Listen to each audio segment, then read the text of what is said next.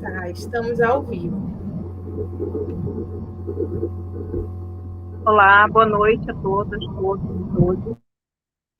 Estamos hoje iniciando o segundo momento do nosso PET Joia Procuida, né? E é uma atividade do PET Medicina e Enfermagem da Universidade Federal do Pará, dentro do projeto de extensão Gênero, Sexualidades e Cidadania, aprovado pela Pró-Reitoria da Universidade Federal do Pará. Meu nome é Ieda Guedes, sou tutora do PET Medicina e Enfermagem, e esta atividade tem a organização da Carmen Oliveira e da Laila Vidigal.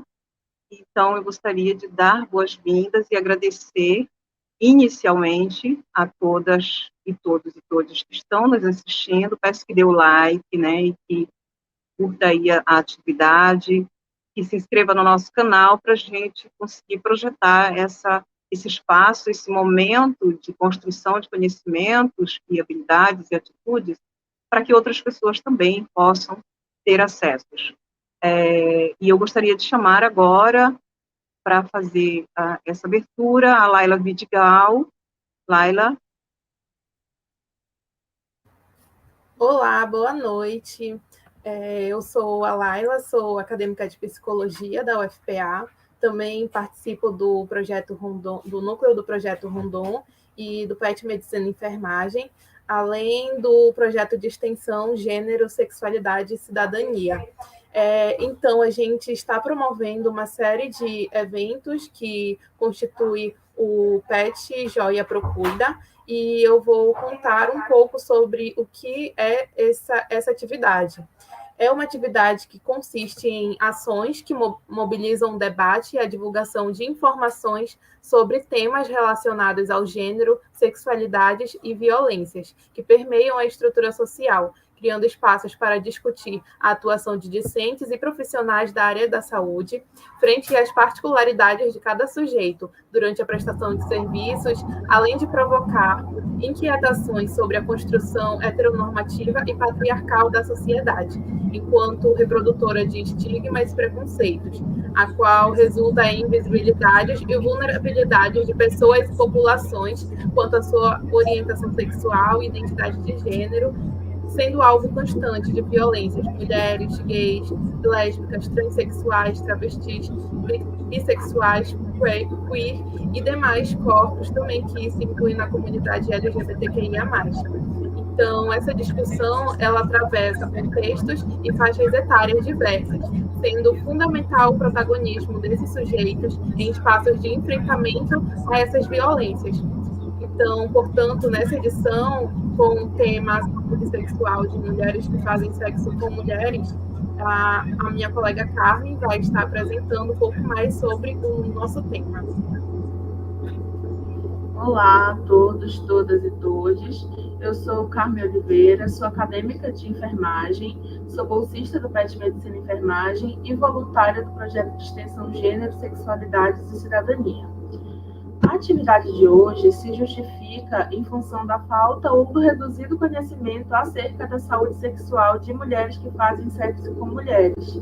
E, nesse sentido, a procura dessa população por serviços de saúde é drasticamente reduzida, seja pela associação, né, à existência de discriminação desses serviços, pelo despreparo dos profissionais para lidar com as especificidades dessas pessoas, ou mesmo pela dificuldade de expressar a orientação sexual frente a esses profissionais.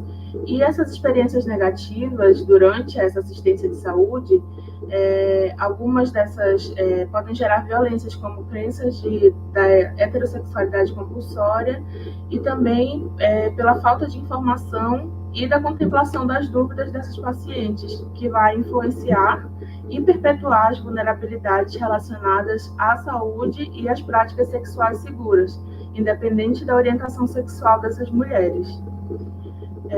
Eu gostaria agora de de pedir, né, para que fosse passado o vídeo de vivências da Fabiola Bidu, que é acadêmica, que é formada em História, e veio compartilhar para a gente hoje essas vivências como uma mulher lésbica que foi passada pelos serviços de saúde. Por favor, Laila.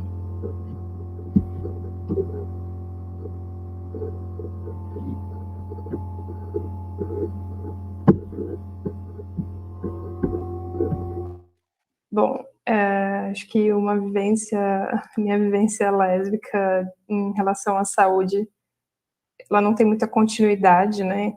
Se eu for pensar especificamente na parte da ginecologia, das vezes que eu fui na ginecologista após eu começar minhas relações sexuais com outras mulheres, eu não tenho boas lembranças disso, então é um dos motivos pelo qual eu evito ir no ginecologista.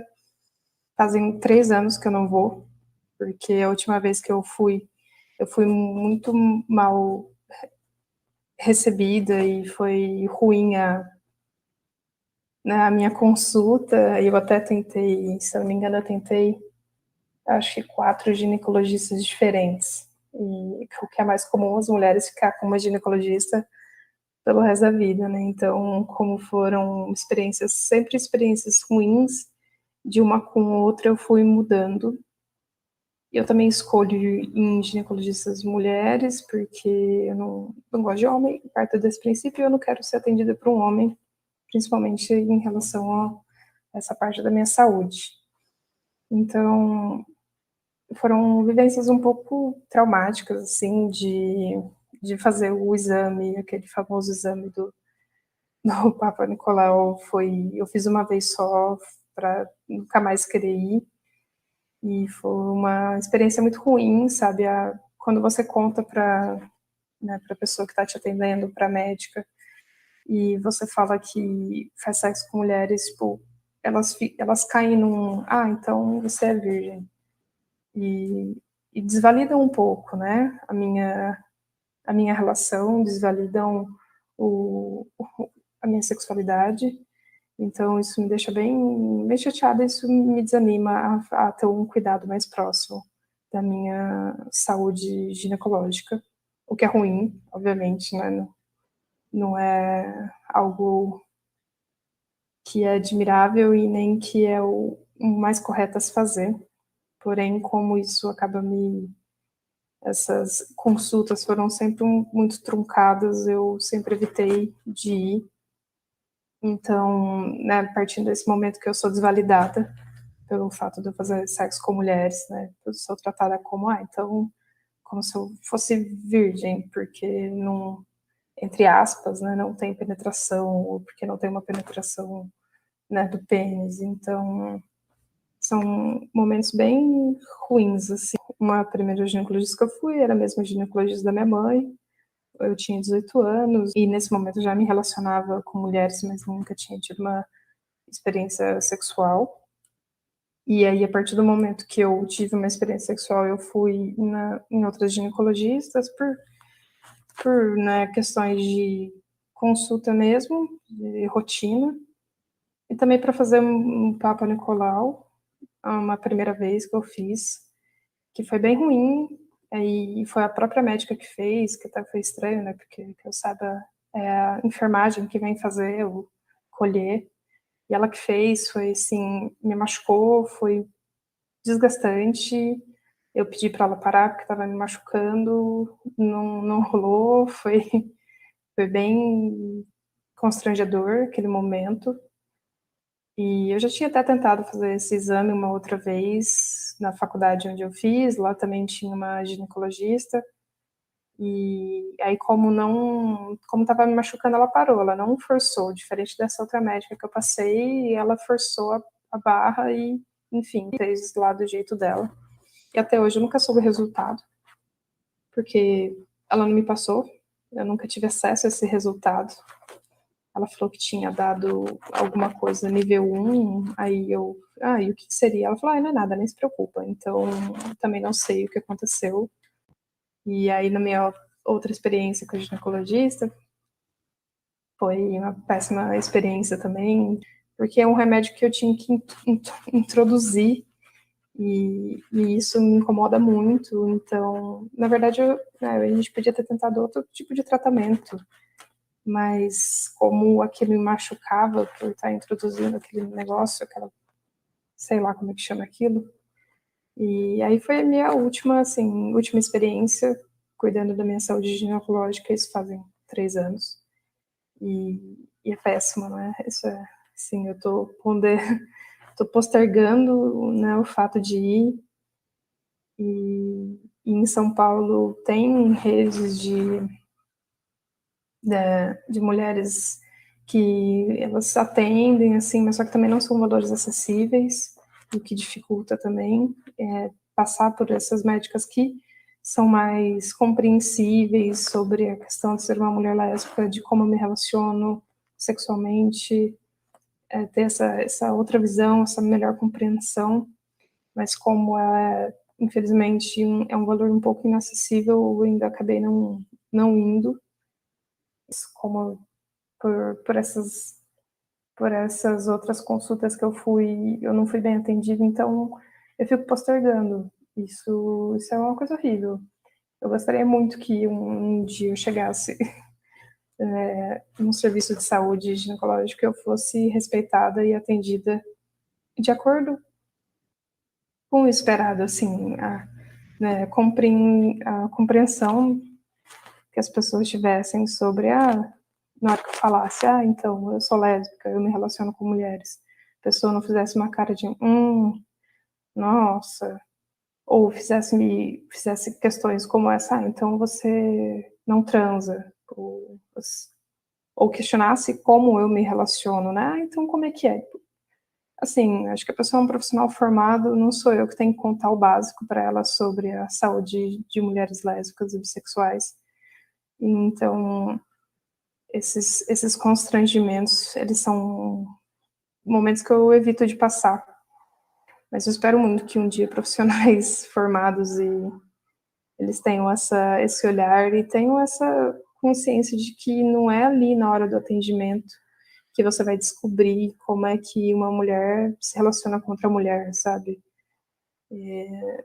Não é esse o momento de você pegar e abrir um livro e anotar e fazer um estudo de caso. Nossa, você se relaciona com outra mulher, como é, o que fazem, onde vivem.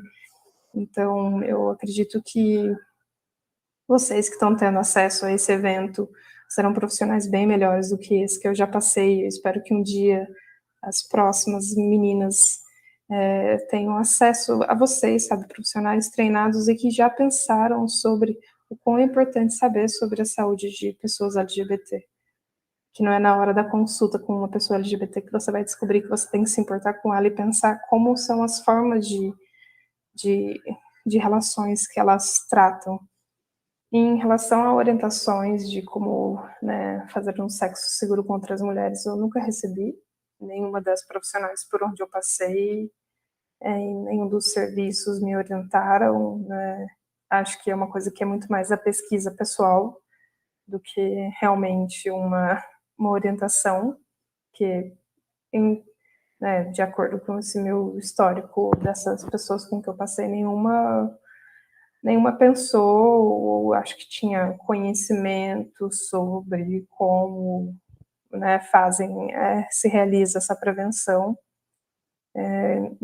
no sexo entre mulheres. Então, é algo mais da pesquisa, é algo mais que você descobre com as amigas, uma conta para outra, como é que faz, como é que foi.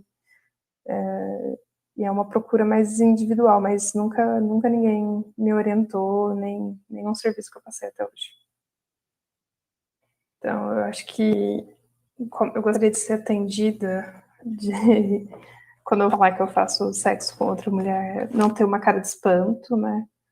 Não, a pessoa não ficar me medindo, não ficar me olhando como se eu fosse um ser de outro planeta. E também porque eu tenho um estereótipo, eu sei que eu caibo dentro do estereótipo sapatão, do jeito que eu me visto, como eu ando dentro daquele estereótipo. Então, eu acho que quando eu chego dentro de um lugar de saúde, as pessoas já ficam já me olhando, assim, né, aqueles olhares tortos. Então, eu também gostaria de não ser tratada, né, dentro desse estereótipo de que as pessoas têm, por eu performar uma masculinidade, então logo eu sou a ativa da relação. Também sinto que esse estereótipo também cabe dentro, né, do profissional, e não, eu não quero que você me coloque uma mulher lésbica ser um pouco mais masculinizada, ou eu não estar dentro do espectro, né, da feminilidade aceitável. Então, gostaria que isso também fosse respeitada do jeito que eu me visto, e como eu me relaciono sexualmente são coisas que não necessariamente são iguais. E eu gostaria de que criassem outro tipo de exame, sabe? O Papai Nicolau é horrível, ele me machuca, então eu gostaria que, se um dia fosse possível, que fosse criado um outro tipo de, uma outra maneira de ser examinada, de a gente descobrir o que está acontecendo com o nosso útero, com o nosso sistema reprodutor como um todo. E também das pessoas, né, dos profissionais não acharem que toda vez que eu vou no médico porque eu reclamo das minhas cólicas fortes, que eu quero tomar anticoncepcional, porque eu não quero tomar um anticoncepcional. Então, também parar de tentarem ficar assim, ah, não, mas vamos resolver isso com anticoncepcional, sendo que ele tem muito mais prós do que contras, e eu não pretendo engravidar, e eu também não me relaciono, eu não tenho esse receio de engravidar nas minhas relações. Então, eu não gostaria de toda vez, de quando eu questionar sobre as minhas dores menstruais, que toma aqui esse anticoncepcional para resolver, e ser pressionada. Ah, não, mas só tem esse jeito de resolver. Sendo que eu não gostaria de tomar um hormônio para tentar resolver isso. Né? Acho que também seria interessante as pessoas pensarem em outros tipos de pesquisar, né, em outros tipos de tratamento que não fossem os especificamente hormonais. Eu não sou profissional de saúde, eu não sei se isso existe ou não, mas talvez pensar que tem mulheres que não gostam e não vão se hormonizar, né, no sentido do anticoncepcional. Então, acho que são algumas das questões que eu gostaria de ser tratada com mais normalidade, ou falar que eu sou lésbica, ou falar que eu tenho uma companheira, e também da pessoa não questionar achando que é promiscuidade, né, que eu tenho várias relações, pelo fato de eu ser lésbica, eu também sinto que dá um ar de promiscuidade, e principalmente acho que até das pessoas bissexuais podem falar isso com muito mais segurança, né, que eles falam, né, minha namorada é bissexual, ao falar que é bissexual, as pessoas entenderem que é uma promiscuidade. E também eu acho que existe esse estereótipo também com as mulheres lésbicas, de achar que cada dia eu tô com uma parceira, cada hora eu tô, e se eu tiver, tudo bem também, né? Esse não é o ponto, então a pessoa também tinha que me indicar como me proteger nessas relações. Para além daquele um filme de casa, assim, uma coisa super caseira. Assim, existem as dedeiras, existem outras formas de prevenção, né? Mas só que as pessoas não têm esse conhecimento, e não acho que eles não se sentem, os profissionais não se sentem obrigados a pensar nisso. Ah, não, vou pensar aqui, vai que um dia aparece uma pessoa que se relaciona com mulheres aqui, como que eu vou tratar da questão da prevenção?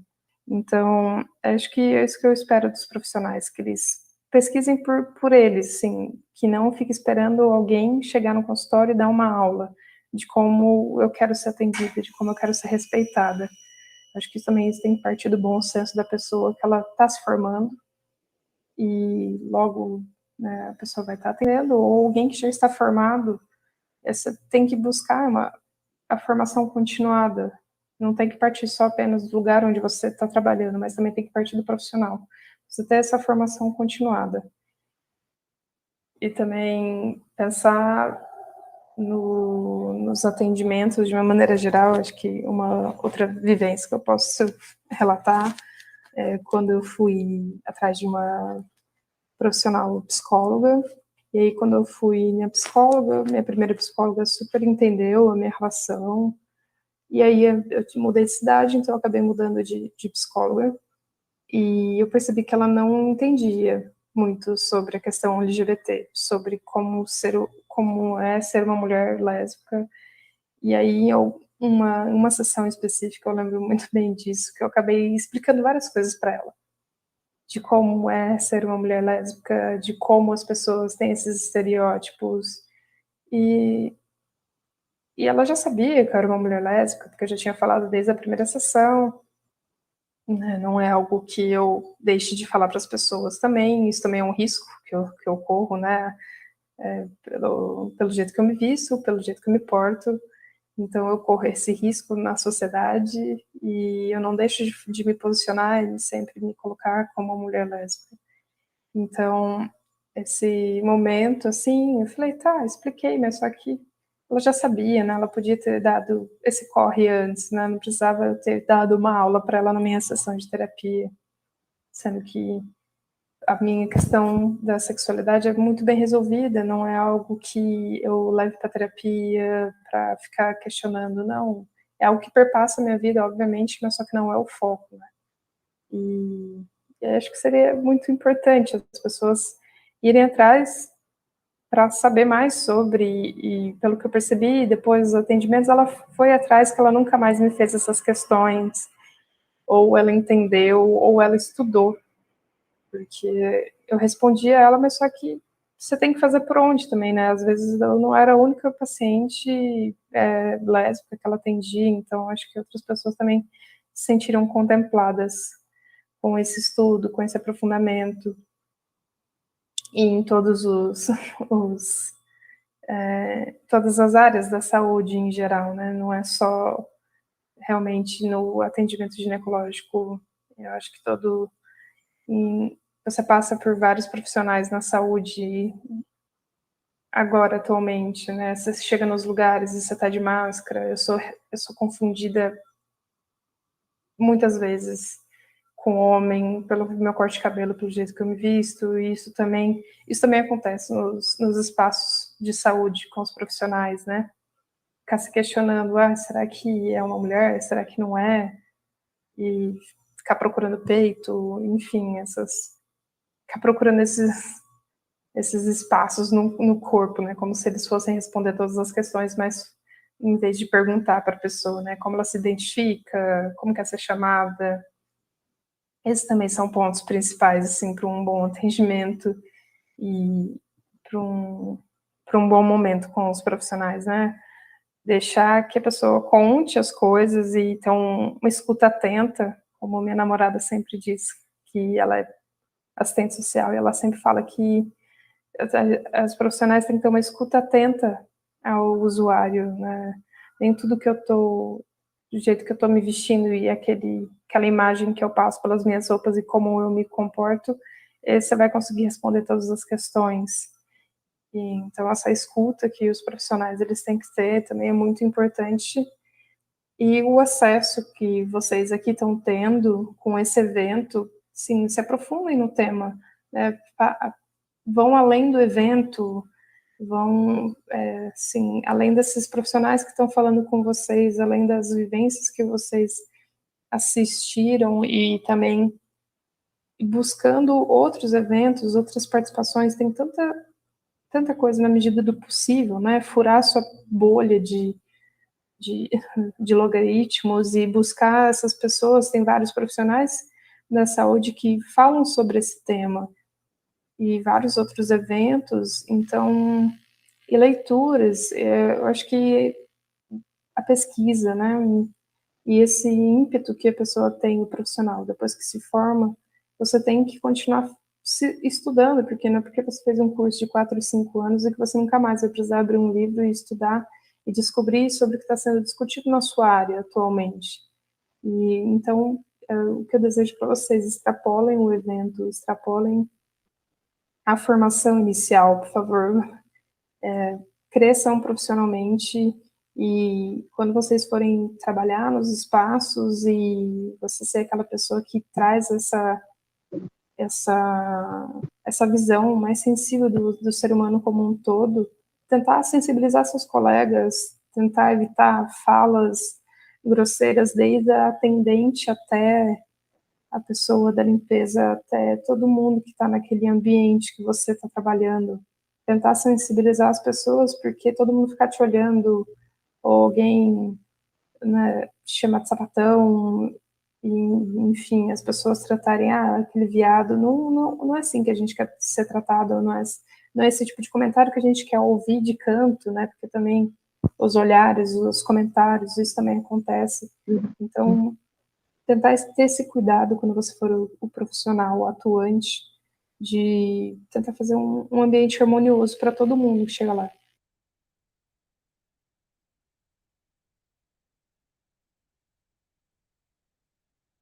Nossa gratidão aí a Fabiola Lemos, né, por trazer relatos, utilizar com a gente os seus relatos, penso que são importantes de serem ouvidos. E dando continuidade, portanto, né, à nossa mesa de debates, eu vou apresentar a nossa mediadora, né, Ana Cláudia Vitoriano, minha querida, é pedagoga, especialista em gestão pública, diversidade e inclusão social, mestranda em Educação, Corpo, Gênero e Violência pela Faculdade de Psicologia e Ciências da Educação da Unidade do Curso.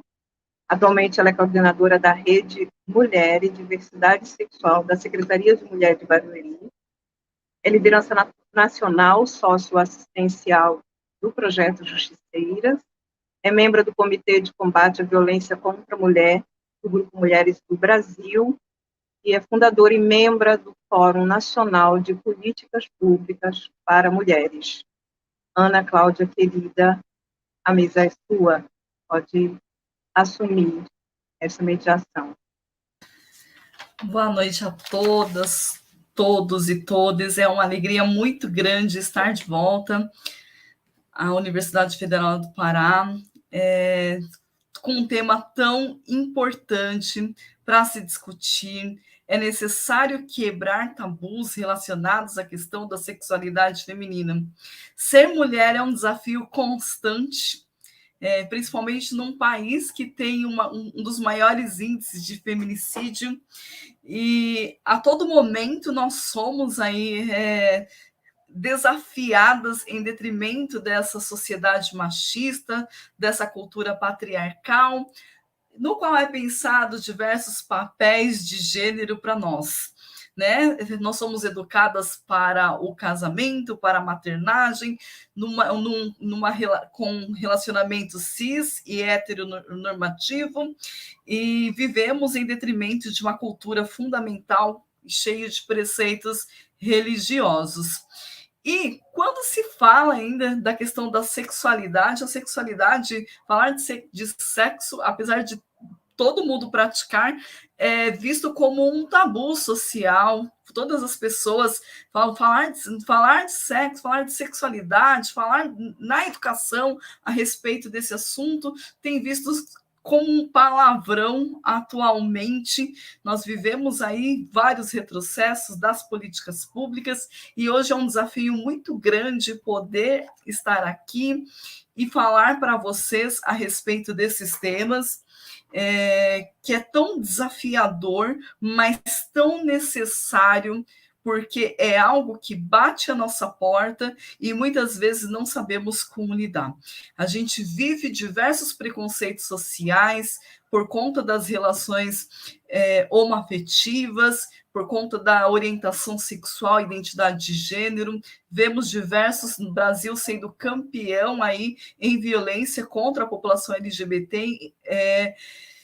Infelizmente, é uma realidade, violências vistas como correção da orientação sexual ou da identidade de gênero. E hoje, tão necessário bater esse papo com a Bárbara e com a Ana Carolina para falar sobre esses desafios do preconceito que ainda há na rede de atendimento para garantir a qualidade, o atendimento humanizado a todas essas pessoas, para falar sobre a proteção das ISTs. Sim, mulheres que transam com mulheres estão sujeitas a terem ISTs. E eu não vou me alongar, No entanto, eu gostaria aqui de parabenizar a Fabíola. Fabíola já nos trouxe diversos dados que vão ser fundamentais aqui para a discussão desta mesa de debate. Então, eu gostaria de convidar a Ana Carolina Almeida Ribeiro, que é bacharel em enfermagem, em especialização em trauma, CTI, urgência e emergência, que está em andamento, atuou assistencialmente no Hospital de Campanha do Hangar, em Belém do Pará, e no Instituto Chefam, na vigilância epidemiológica, atuou como responsável por uma equipe de saúde na varredura do sarampo. Ana Carolina, gostaria de te provocar no sentido como a gente pode garantir, como a gente pode trabalhar para que esta rede ou esses jovens que estão se formando garantam um atendimento qualificado e humanizado nesta rede de atendimento, a fim de romper paradigmas e preconceitos sociais relacionados às mulheres que se relacionam com mulheres. Você tem 20 minutos para expor e gostaria que você ajudasse a gente a se aprofundar nesse tema do atendimento qualificado e humanizado da rede de atendimento. Obrigada. Olá, boa noite a todos. Primeiramente, eu gostaria de agradecer o convite, né, de estar aqui, de fazer parte dessa banca. Cumprimento a todos da banca, muito obrigada.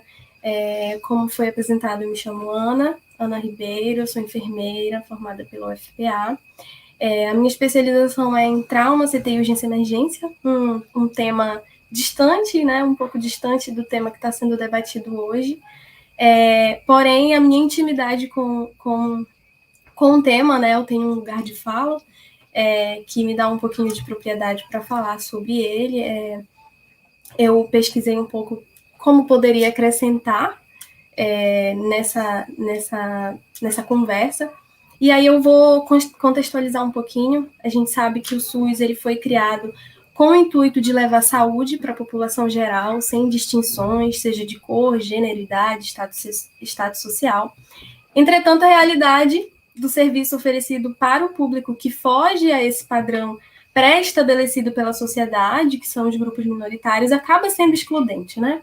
O grupo LGBT, ele vem com uma luta que transpassa décadas e gerações, já enfrentou políticas de reversão de sexualidade, teve que discutir sobre uma despatologização da homossexualidade lá em meados de 1980.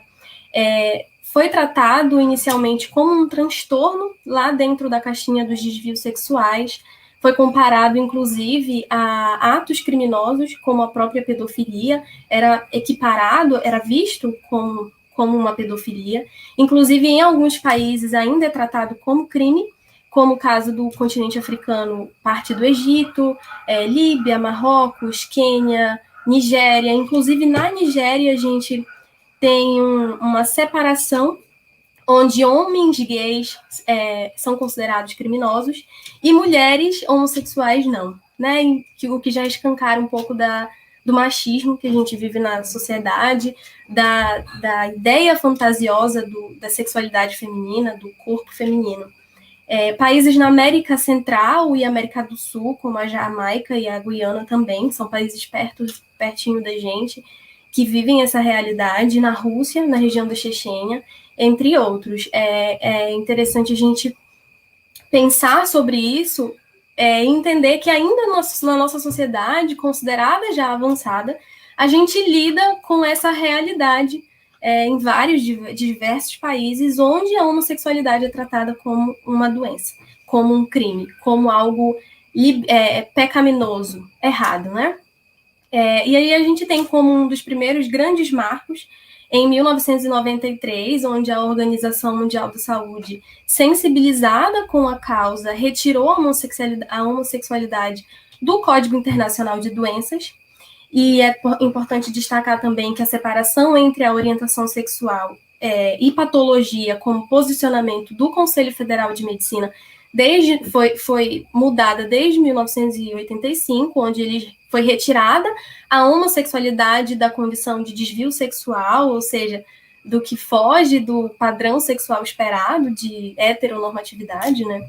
E, por conseguinte, foi gerando outras ações e políticas públicas em prol desse público.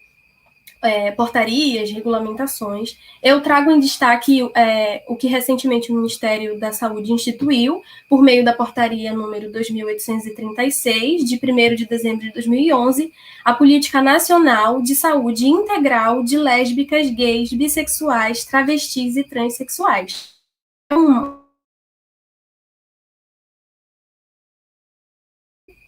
E é uma conquista impulsionada, especial fala isso, que foi uma conquista impulsionada pelos movimentos sociais.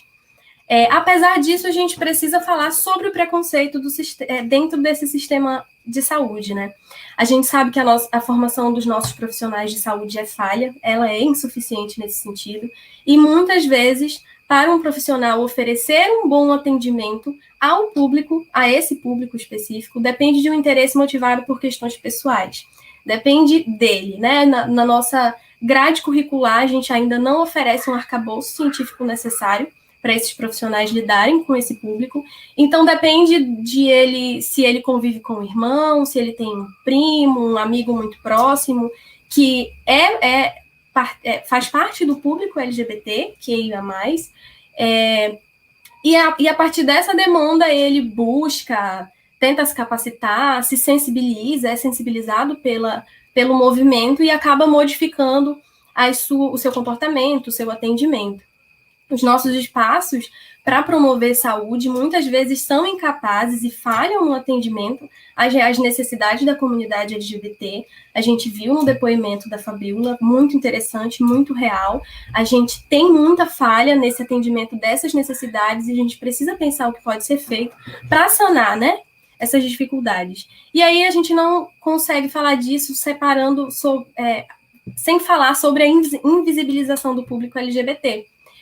Além de mulheres serem mulheres, né, lésbicas e bissexuais, elas colocam em evidência uma sexualidade que não obedece aos padrões que são predominantes do comportamento sexual definido pela heterossexualidade, o comportamento homossexual feminino de forma ainda mais acentuada que a sexualidade feminina heterossexual tendeu historicamente à invisibilidade no discurso médico-ginecológico e no campo acadêmico. Se a gente já tem uma dificuldade, invisibilidade do comportamento sexual feminino de mulheres heterossexuais, a gente tem isso ainda mais agravado para as mulheres homossexuais. Mesmo as discussões sobre a AIDS tratava de práticas homossexuais masculinas. No boom da AIDS, quando se discutiu muito sobre ela, o alvo da transmissão do vírus HIV foi voltado para as práticas homossexuais masculinas, e aí isso se cria uma ilusão de que isso não está presente na prática sexual feminina, o que é um erro. A gente precisa falar sobre prevenção a ISTs para mulheres que fazem sexo com outras mulheres, principalmente porque é necessário acabar com uma visão machista e promíscua de um sexo feminino, especialmente no que diz respeito aos espaços de saúde, os espaços que promovem saúde. Muitas vezes, o sexo entre casais homoafetivos está atrelado a infecções sexualmente transmissíveis, principalmente entre homens. A taxa de transmissão de infecções sexualmente transmissíveis ela é menor nas mulheres, mas é preciso a gente ter um olhar atento às mulheres nesse sentido, sem prerrogativas preconceituosas ou pré-estabelecidas. As ISTs, as infecções sexualmente transmissíveis, elas podem sim ser transmitidas no ato sexual feminino através de secreções, sangue, contato de mucosas, penetração, seja com objetos ou com parte do corpo, dedo. Entre as principais, a gente pode citar a sífilis, que ela pode ser transmitida pelo contato de mucosas, por penetração, por contato com secreções, o próprio HIV pode ser transmitido pelo contato com sangue da menstruação, o que traz a importância da gente discutir esse tema. E a gente também não pode esquecer das mulheres bissexuais, que também fazem sexo com homens. Os profissionais de saúde, eles não podem nem devem assumir que mulheres que fazem sexo com mulheres têm automaticamente baixo risco de adquirir quaisquer ISTs e que essas mulheres jamais fazem sexo com homens, né? A gente não pode partir dessa prerrogativa que porque uma mulher, mesmo que seja bissexual hoje, está numa relação com outra mulher, ela não tem ou tem pouquíssimo risco a ser exposta a infecções sexualmente transmissíveis, e tem que ser lembrado que existe esse público. Nós temos o público que faz, de mulheres que só faz sexo com mulheres, mas a gente tem um público que também faz sexo com homens. E isso é um outro risco. E também é preciso falar sobre os exames necessários para essas mulheres. E os profissionais de saúde também precisam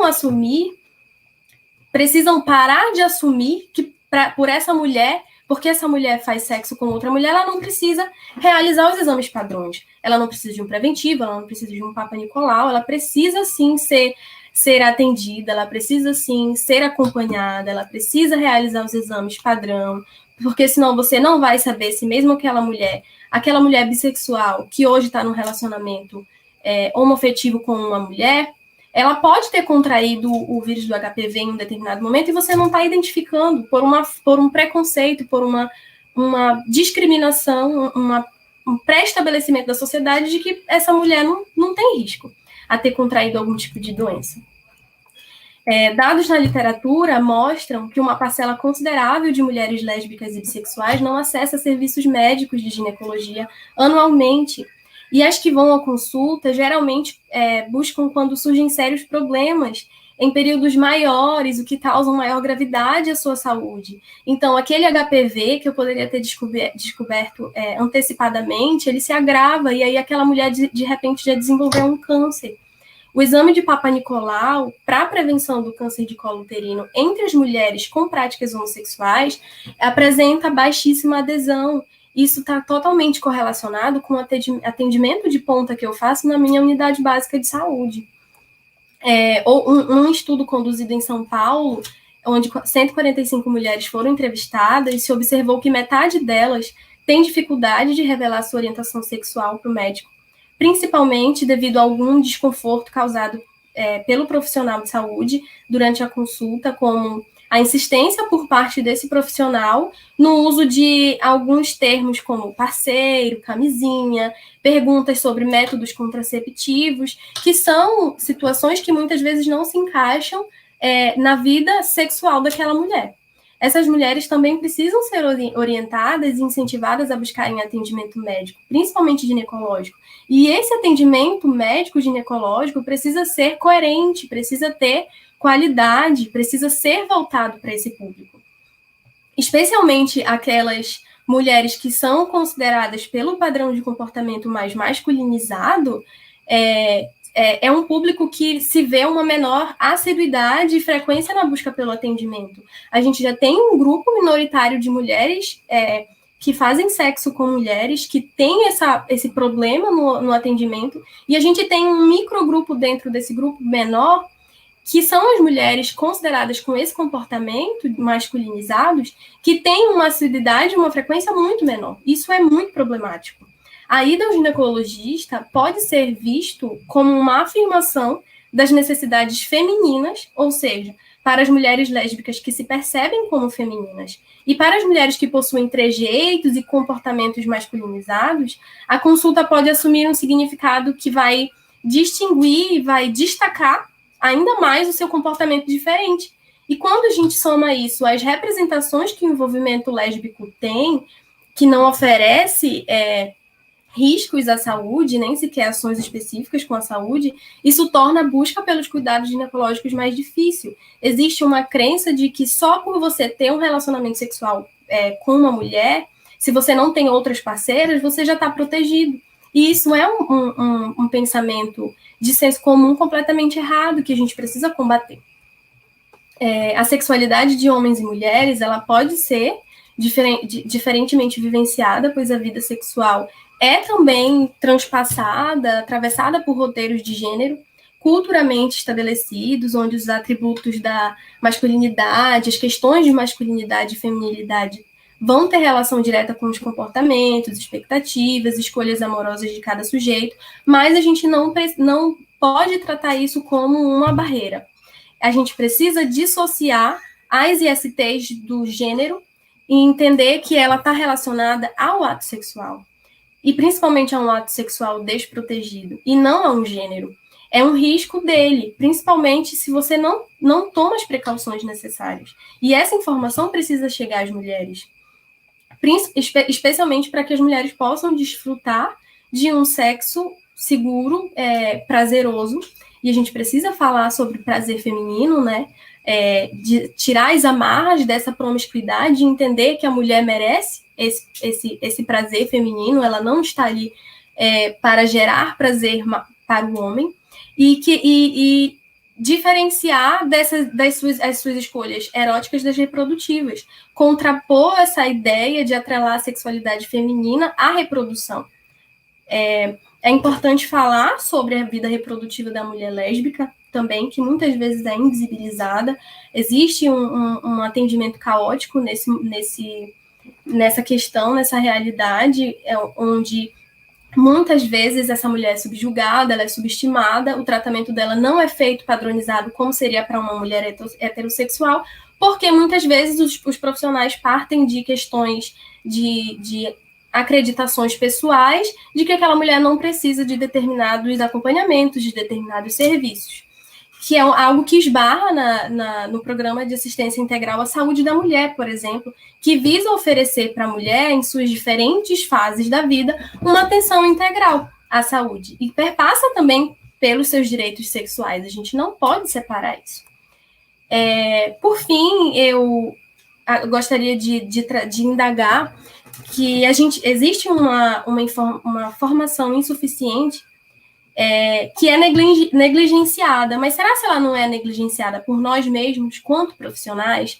Até que ponto nós estamos incomodados com essa realidade? Nós estamos questionando ou cobrando mudanças como deveria ser feito? Estamos gerando conteúdo necessário para fomentar conhecimento no tema, como está sendo feito agora? Até que ponto nós estamos buscando, né, e combatendo o preconceito, as nossas opiniões pessoais, em detrimento do nosso trabalho, o nosso conhecimento, nós estamos buscando? Aí eu deixo esse questionamento. Obrigada. Obrigada, Ana. Excelentes pontuações,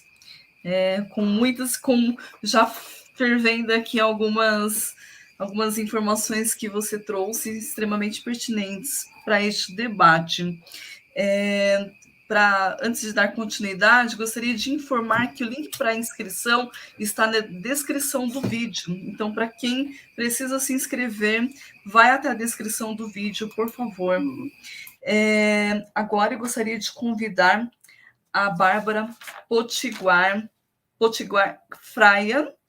Ela é médica pela Universidade Federal do Pará, com especialização em saúde da família pela Universidade Federal do Pará, UnaSUS, atuante na atenção básica na zona rural de Orem, Pará, pelo programa Mais Médicos. É lésbica, TCC, graduação em saúde LGBT e educação médica.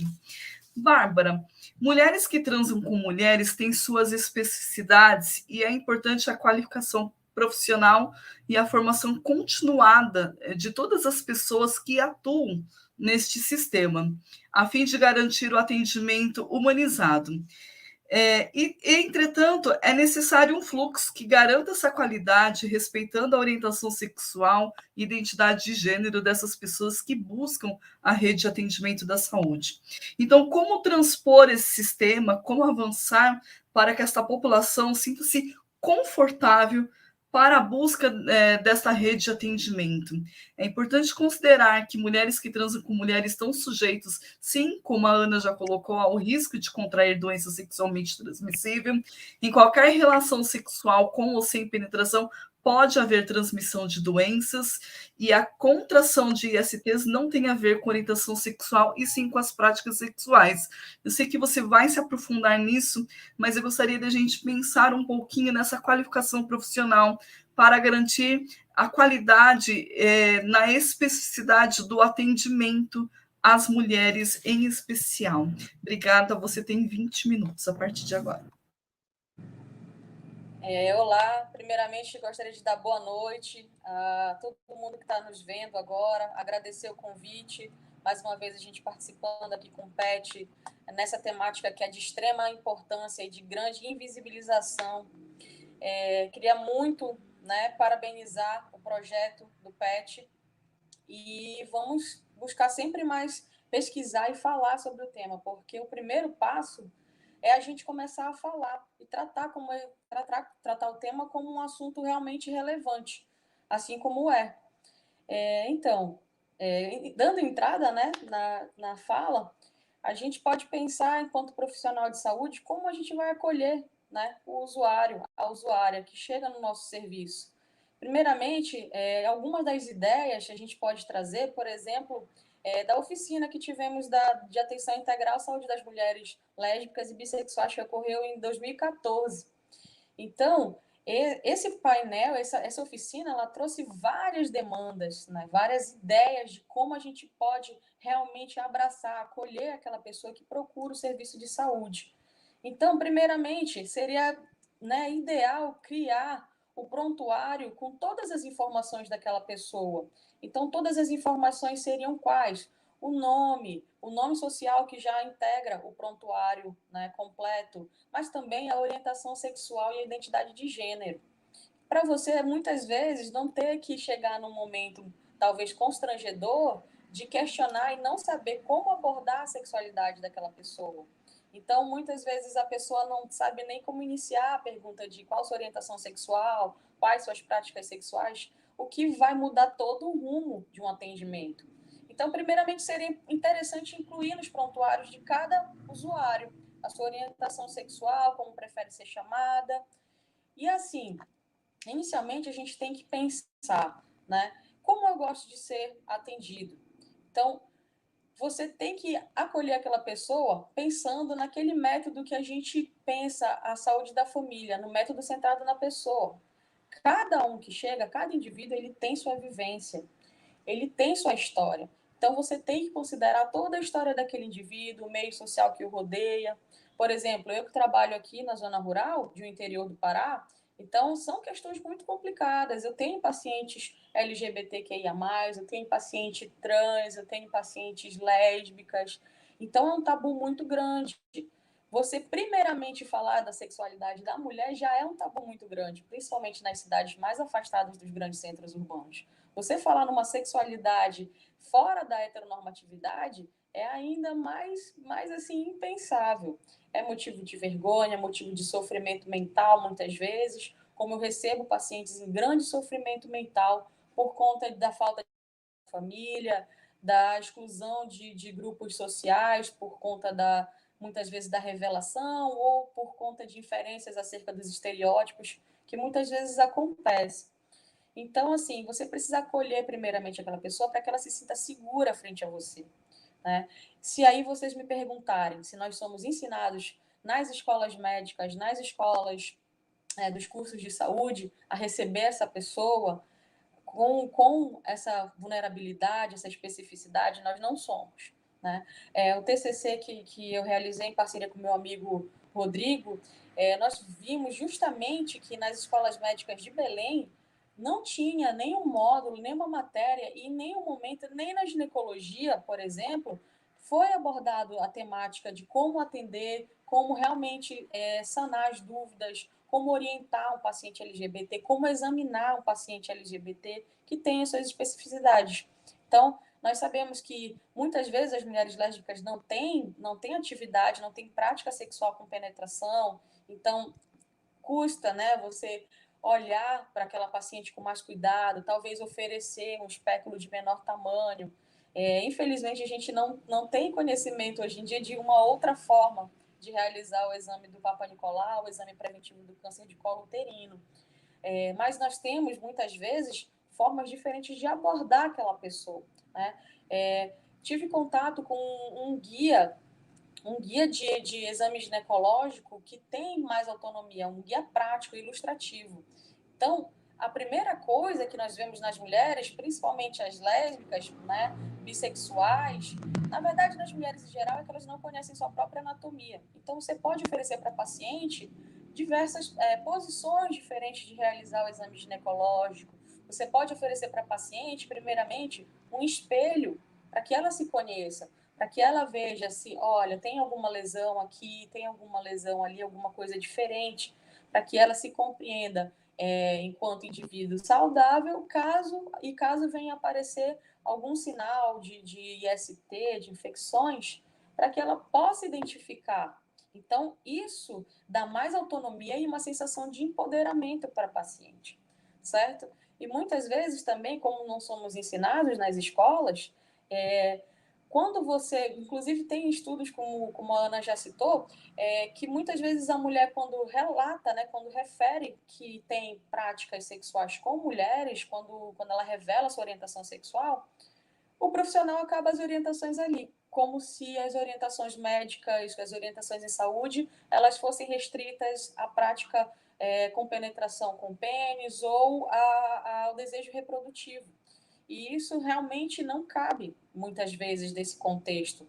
Então, parte do pressuposto, do senso comum, inclusive, que ultrapassa, né, extrapola para o meio dos profissionais de saúde, dessa falsa crença que as mulheres que mantêm relações sexuais com mulheres, né, que elas estão isentas de quaisquer infecções, quaisquer complicações no seu trato genital.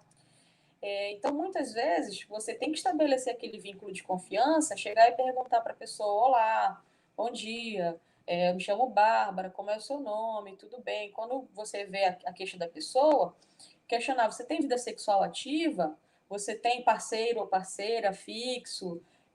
Quais seriam suas práticas sexuais? E falar abertamente. E aceitar aquilo que a pessoa vem contar para você. Muitas vezes nem ela compreende, não tem as palavras talvez mais adequadas para relatar aquilo, mas vocês podem ir, né, caminhando para uma consulta onde as informações são compartilhadas, onde principalmente as decisões são compartilhadas.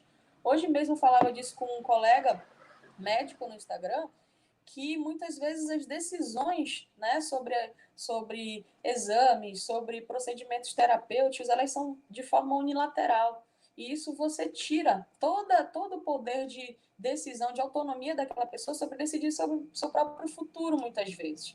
Então, a adesão a tratamentos, ela depende, grande parte, dessa confiança. E se você compartilhar as informações e explicar tudo corretamente, é muito maior a chance de que aquela pessoa venha confiar em você e aderir ao tratamento proposto. Então, assim, em relação às ISTs, essa crença, né, essa crença falsa de que as mulheres estão imunes, ela é presente tanto nos profissionais da saúde, que muitas vezes não consideram a saúde LGBT como uma temática relevante, inclusive no TCC que a gente fez, muitos deles não achavam que isso seria de grande relevância para ser estudado na faculdade. Não acham que haveria diferença na abordagem a uma paciente homossexual, uma paciente mulher que faz sexo com mulher. Acreditam que, na verdade, às vezes um pensamento muito conservador de que não seria diferente. Esse atendimento dessa especificidade não seria algo a ser contemplado. E aí a gente entra, muitas vezes, nessa insatisfação com o atendimento, né, em saúde, com os serviços de saúde. Então, a gente tem aqui um estudo de 2016, onde foi vista a prevalência de ISTs e alterações na microbiota vaginal e fatores relacionados também em mulheres que fazem sexo com mulheres. Então, nesse estudo, teve um N considerável em uma população também de alta escolaridade, mais de 8 anos de estudo. 60% dessa população de mulheres, elas não tinham parceria fixa, 60%. E quando questionadas se elas utilizavam proteção nas suas práticas sexuais, nós tivemos que 85,8% não utilizavam nenhuma proteção. Então, assim, as mulheres que fazem sexo com mulheres, muitas vezes têm relações também desprotegidas com mulheres e também com homens, né? Com pessoas que têm pênis, independente da identificação de gênero, da identidade de gênero.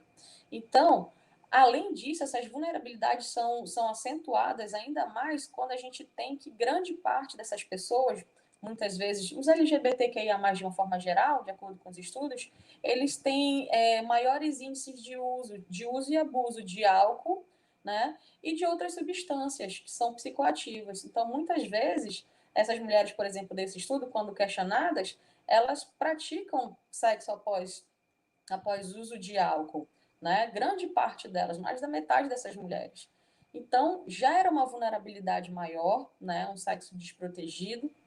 E aí a gente vê que dessas mulheres, 35% delas, desse estudo de 2016, tiveram prevalências de ISTs. Então, é uma porcentagem muito grande, sendo que a mais prevalente ainda foi o HPV. O HPV a gente sabe que está muito relacionado ao surgimento do câncer de colo de útero.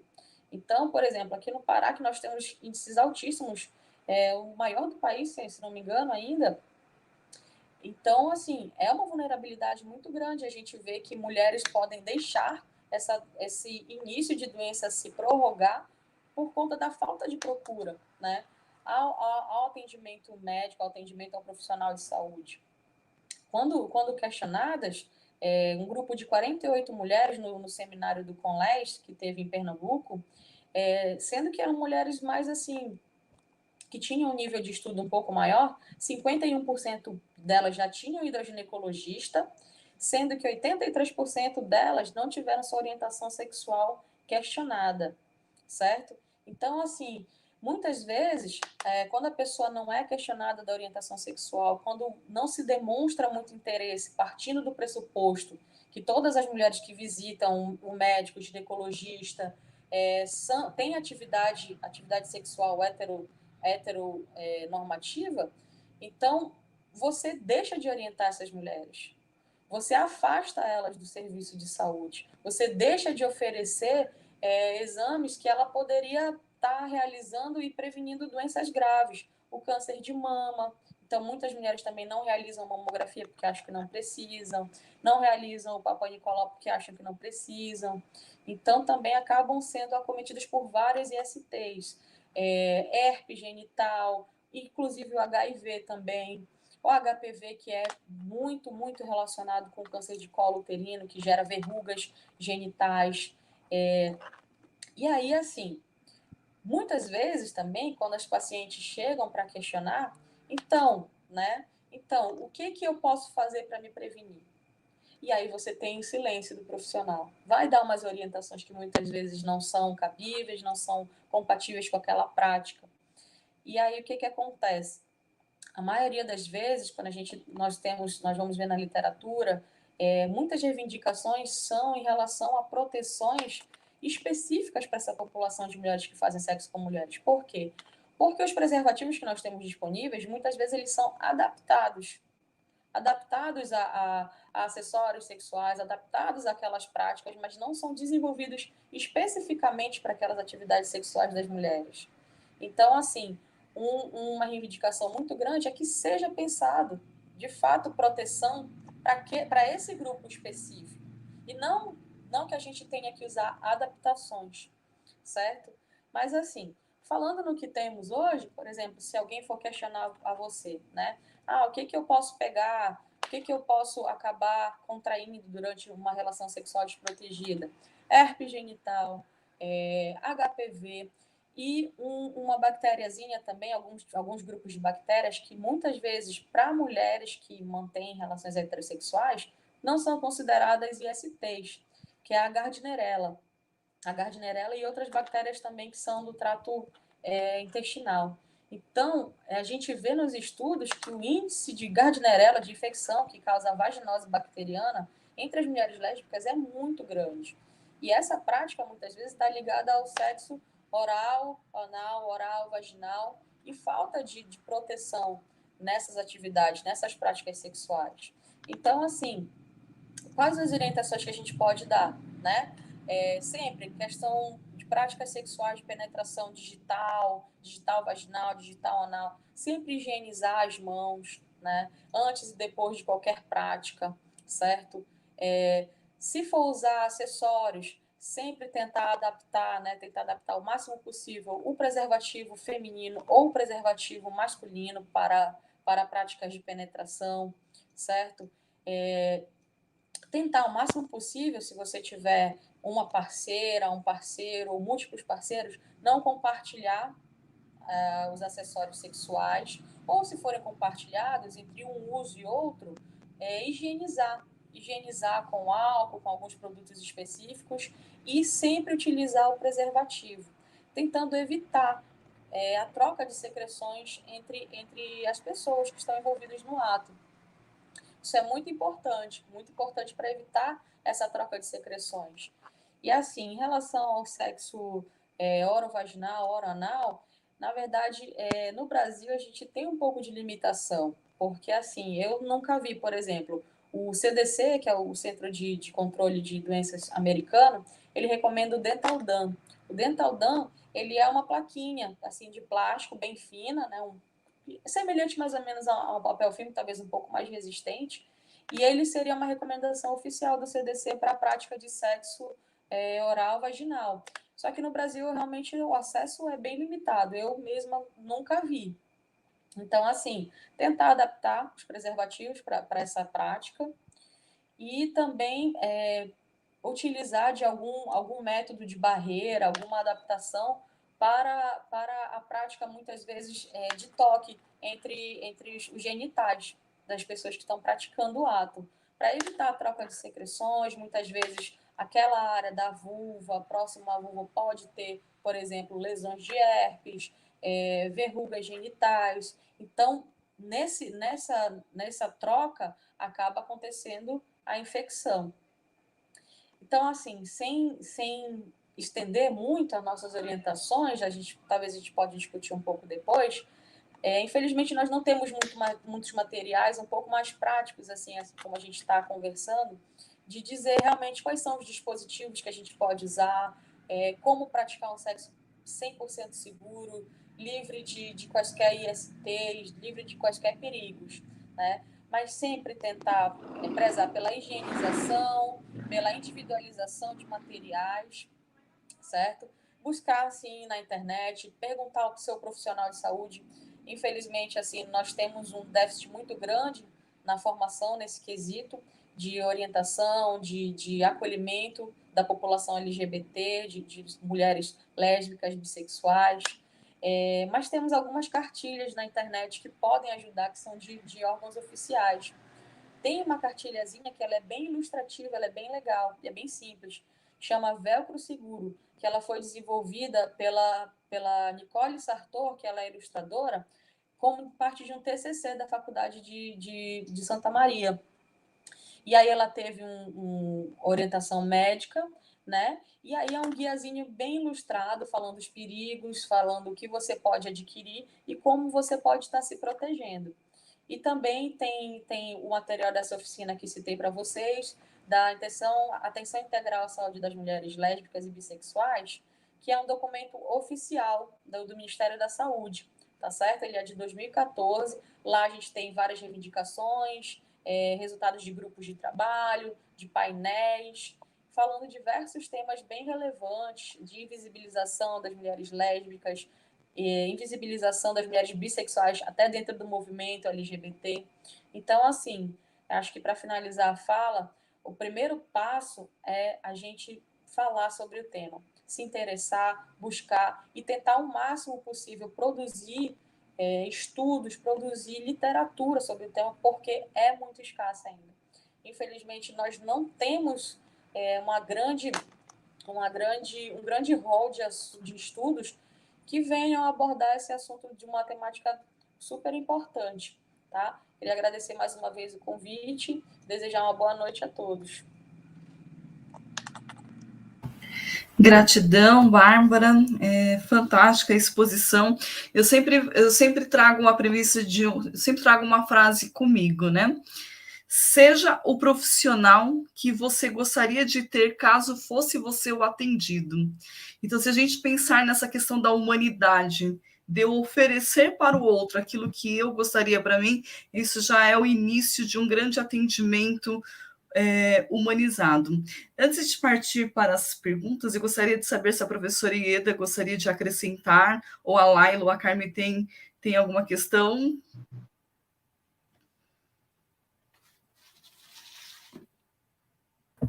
Não tenho, não. Da minha parte também não. Bom, eu queria primeiro agradecer, né, as falas potentes, com tanto ensinamento para a gente, trazidas tanto pela Ana Ribeiro, né, como pela Bárbara, colocam isso na perspectiva aí de um foco de atenção importante, né? Como a Bárbara traz, é necessário que a gente pense isso como um importante conhecimento para o nosso fazer, tanto médico quanto da enfermagem, que não é somente um sujeito ou uma sujeita, né? No caso, uma mulher ou um homem também, né? Trans aí, desculpem, uma mulher trans, né?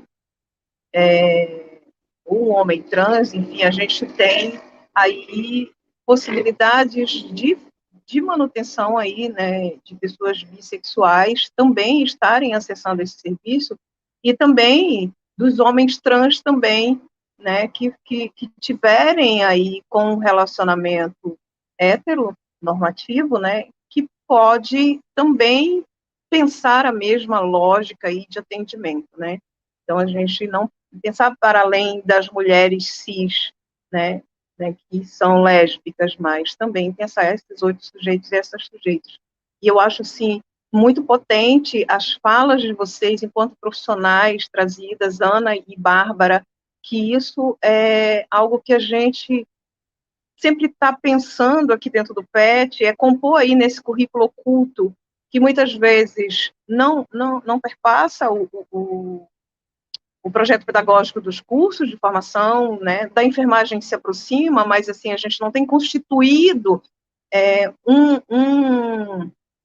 momento aí no percurso acadêmico que seja saúde, ainda que não seja saúde sexual, né, mas saúde da mulher lésbica, ou pelo menos saúde da população LGBTQIA+, né? O ideal seria, né, que nós pudéssemos contemplar. E ainda que não tivesse constituído uma disciplina, né, ou dentro de um módulo, mas que, ao falar, né, de determinados conteúdos, que é necessário que tenha um olhar cuidadoso, que se pense para todos os sujeitos, todas as sujeitas, que podem estar fazendo uso desse atendimento, né?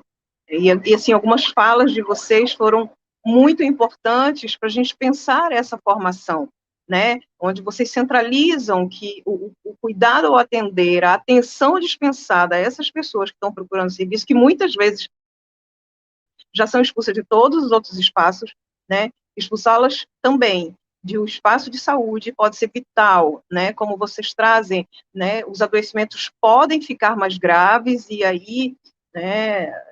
Enfim, tornar tudo mais difícil.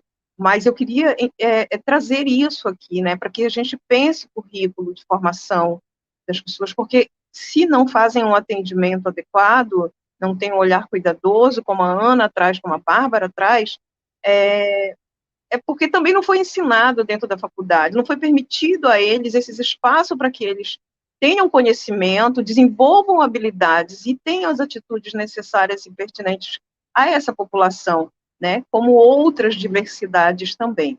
Então, só dizer que eu estou muito feliz, né, pensando essas possibilidades, Ana Cláudia. Perfeito, bem lembrado. Realmente as meninas trouxeram um discurso potente, no sentido que, de fato, falta às universidades, às escolas de um modo geral, a educação, pensando na questão, na perspectiva de gênero, né? Esse atendimento humanizado. Eu acho que esse atendimento humanizado, como bem lembrado pela Ana Ribeiro e pela Bárbara, já começa por a questão do nome, né? Como eu quero ser identificado, como eu quero ser chamado, porque às vezes eu me chamo Ana Cláudia, mas eu não gosto do meu nome, gostaria que fosse chamado de uma outra forma.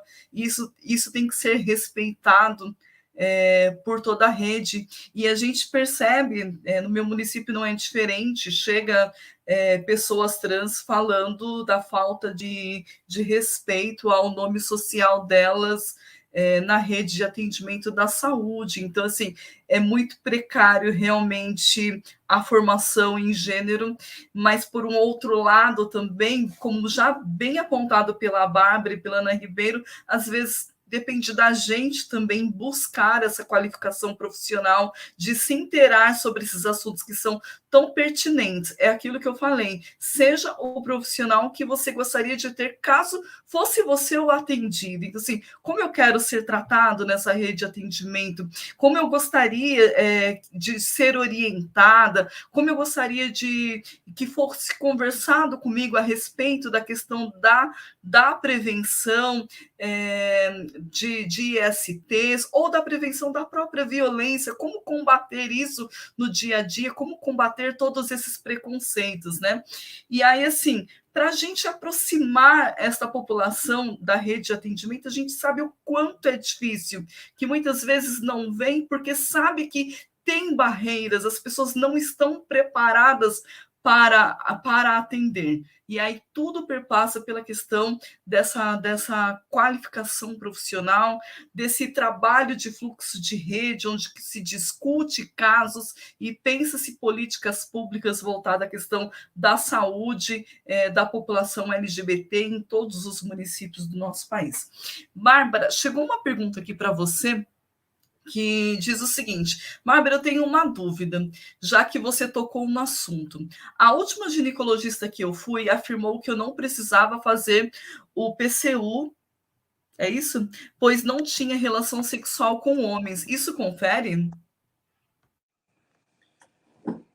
Oi, não, na verdade não. Independente da sua parceria, a todos os usuários, né, as usuárias, tem que ser oferecido o mesmo rastreamento, né? A gente sabe que 99% dos casos eles estão, sim, do câncer de colo uterino ligados à infecção por HPV. Só que, assim, em relação à mulher, ela pode até ter tido somente relações com outras mulheres, mas muitas vezes ela não sabe como é que funciona a parceria dela, né? Você não tem como garantir que todas as parceiras com quem você se envolveu não foram infectadas em algum momento da vida pelo HPV.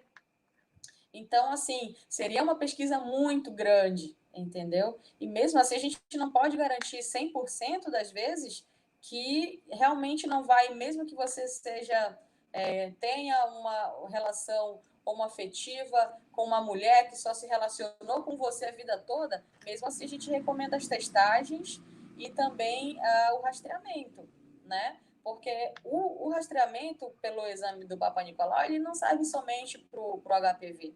Então, ele é um exame citopatológico e também vê a microflora vaginal.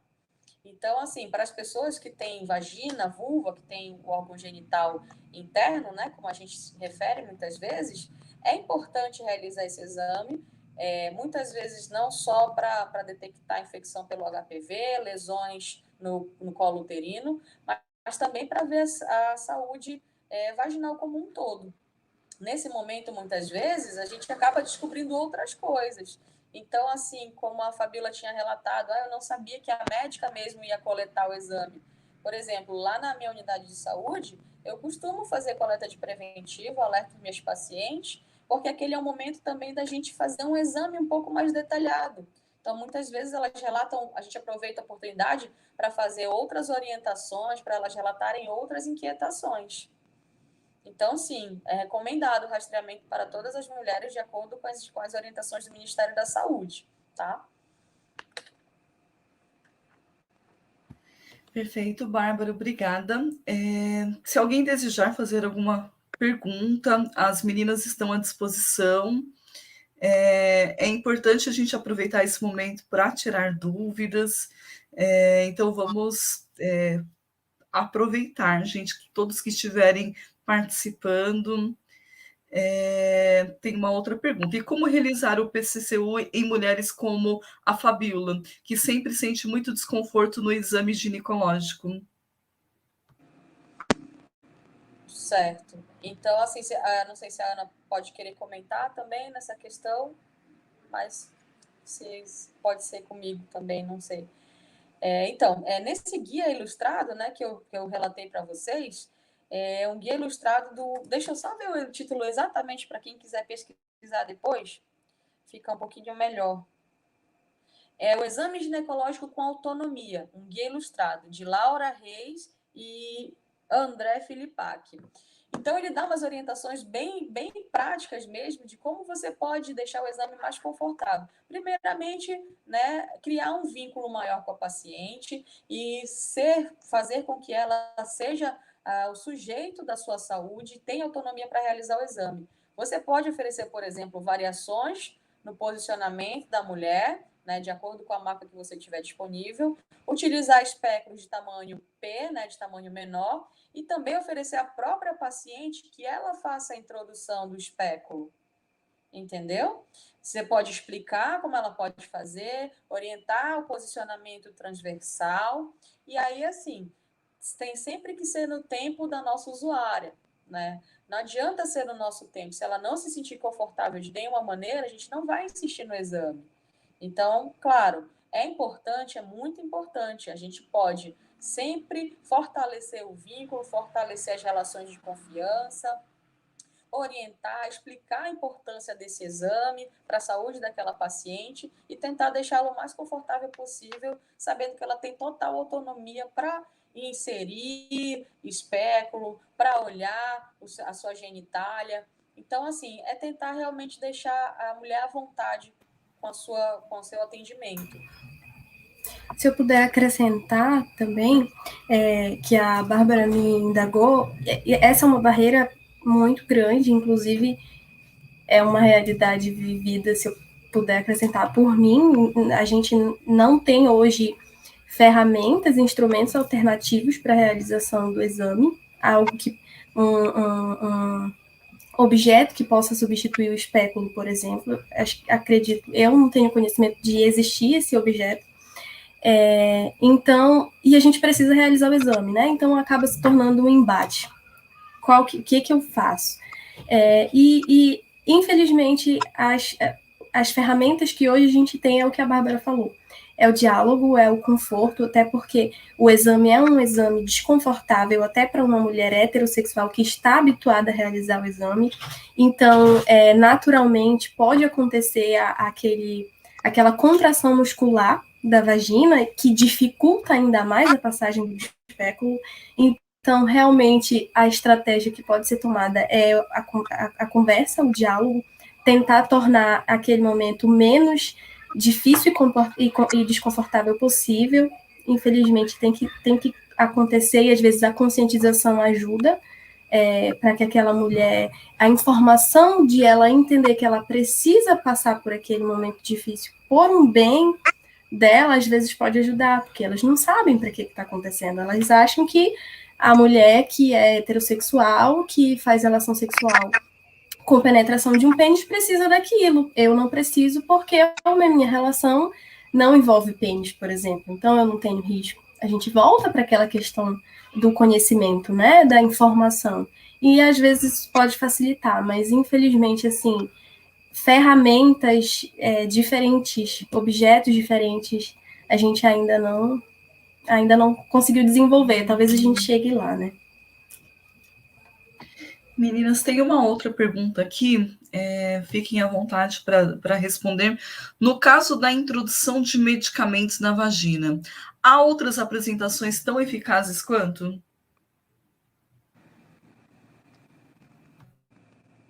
Acho que posso tentar responder essa, né?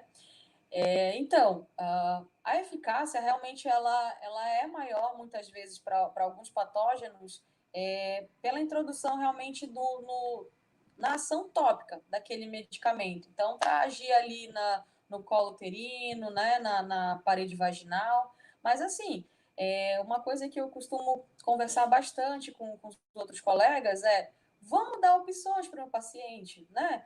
Vamos tentar, olha, a gente tem essa opção de você usar esse medicamento aqui por via vaginal, mas você tem essa opção de usar medicamentos por via oral também, que vão causar tais efeitos colaterais, né? Que você vai ter que usar tantos dias nesse medicamento, tantos dias desse outro medicamento, você tomar essa decisão de forma compartilhada, dando autonomia para a pessoa poder escolher. Não é simplesmente, não, olha, é o seguinte, a gente só tem esse tratamento aqui, vai usar, vai para tua casa, com um mês tu volta.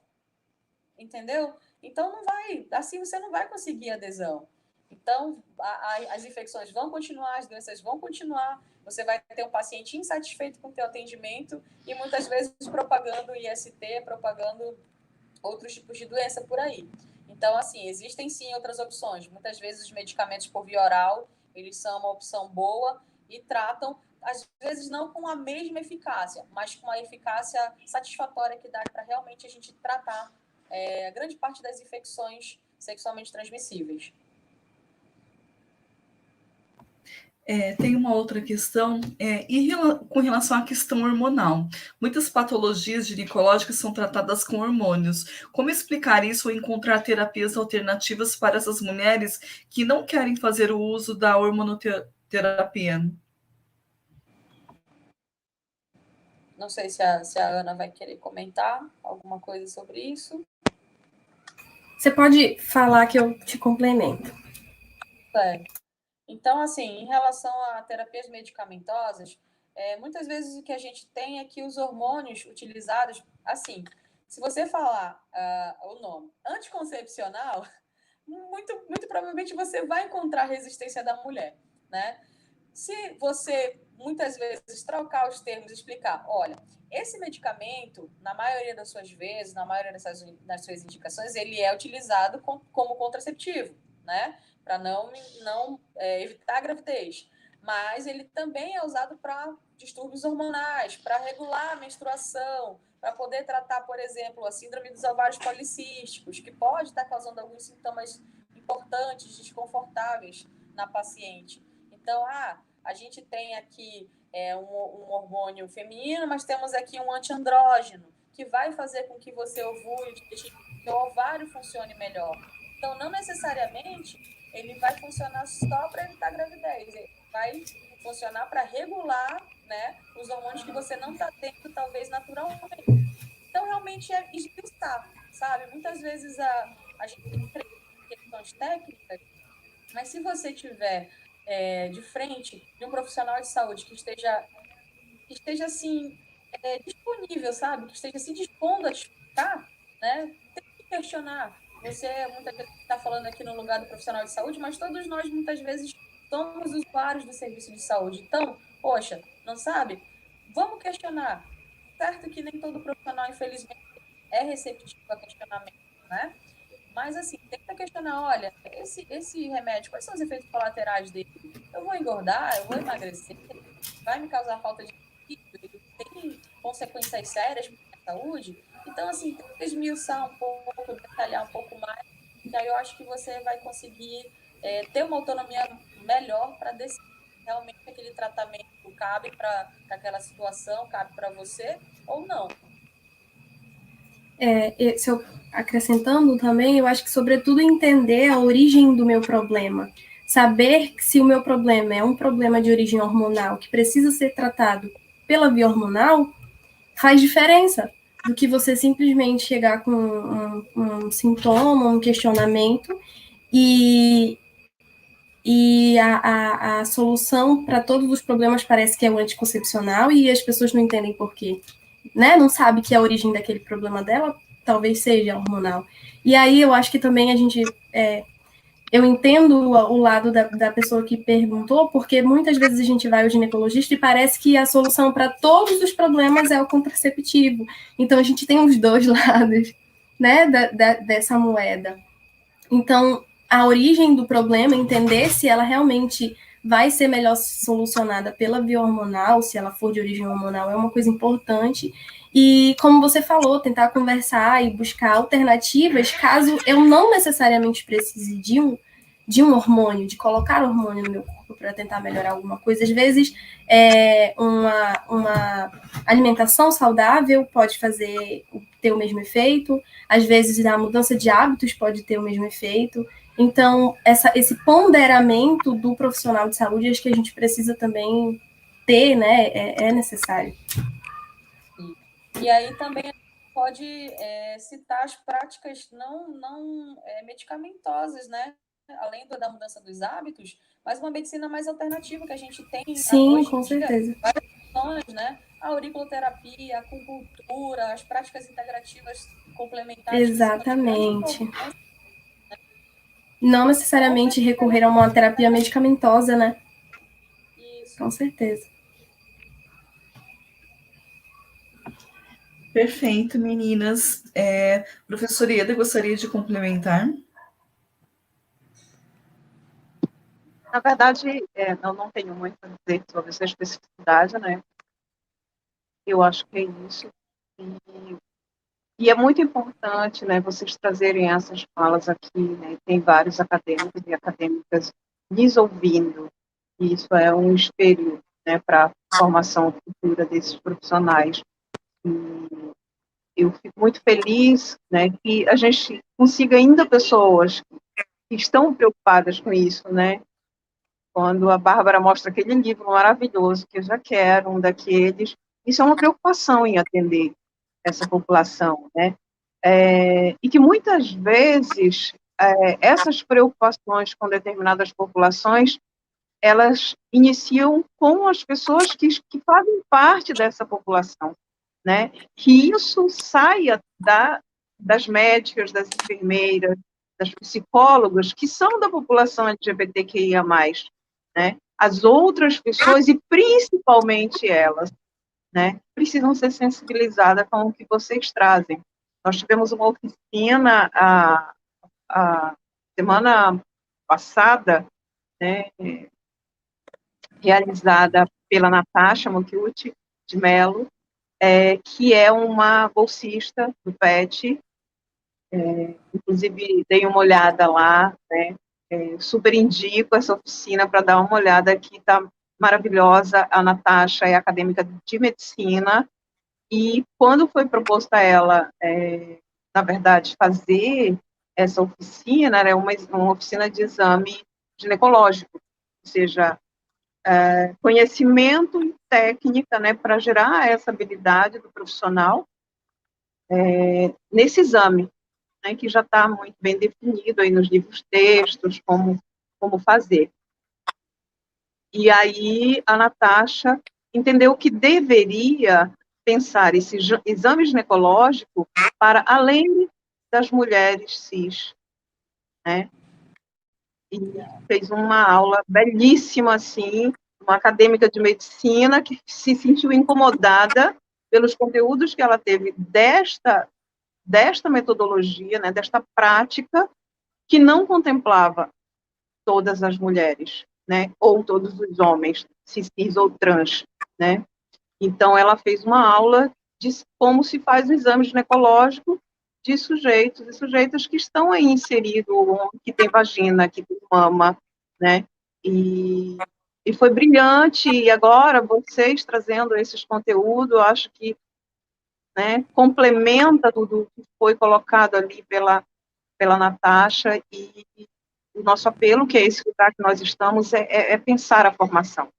Né? Por isso que a gente está aqui incessantemente abrindo espaços para debater, mas para contextualizar técnicas, conhecimentos que são muito bem, né, realizados, desenvolvidos aí, conhecimentos e habilidades no percurso acadêmico, mas que muitas vezes totalmente desassociado, de intersecções desassociadas, aí de contextos de populações diversas, né, e que, de fato, o acadêmico, ao concluir o curso, se vê aí refém de uma situação onde ele tenha que adequar o fazer dele, né, às singularidades de sujeitos e sujeitas com quem ele vai encontrar, né, e é natural que isso aconteça. Então, a gente está nesse lugar para pensar essa trajetória, né, para acadêmicos e acadêmicas em formação, em especial da medicina e da enfermagem, e também da psicologia, que a gente tem participação de acadêmicos da psicologia no nosso grupo de estudo, mas para todos os profissionais, inclusive aqueles que já se formaram, que estão aí, né, expulsando muitas vezes pessoas da população LGBTQIA+, do serviço de saúde. Minha gratidão a vocês duas, né, a Carmen por ter organizado, a Ana por estar mediando, e a Laila por segurar a nave aqui para transmitir tudo isso.